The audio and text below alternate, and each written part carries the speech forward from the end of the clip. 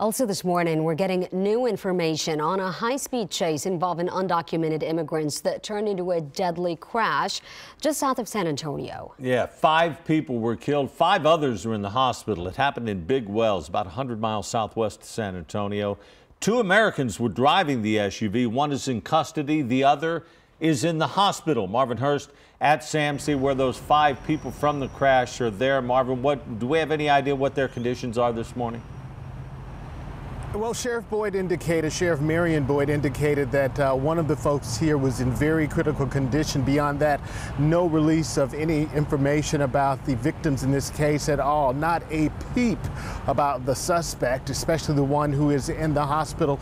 We're hoping to get more information about the smuggling operation later on today. It was an SUV that was in a smuggling operation that started a chase with Border Patrol, went into Dimmit County, and ended up with 5 people dead. Listen now to the aftermath after emergency responders arrived at the scene. Highway 85 for 1050 rolled over. Because I'm going to have 8 patients on the ground. Also got a driver in custody. 719, I'm going to be on Highway 85 just east of Big Wells.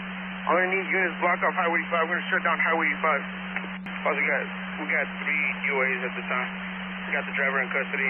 So far, I have 5 choppers that have lifted for air evac. Do you need more? Just to confirm, we've got about 12 patients, and they all need to be either flown or taken by ambulance. How many ambulances do you have en route, and how many helicopters have you been able to get a hold of? I have 2 medics en route. Also, I have 5 choppers in the air. We're going to need more medics on the ground because 2 won't be able to handle those 12 patients, and they're very critical.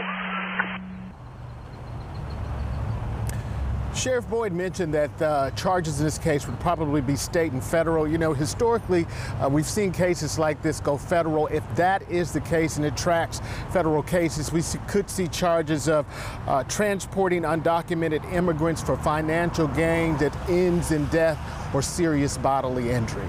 Barry, Sarah. Okay, Marvin, thank you so much for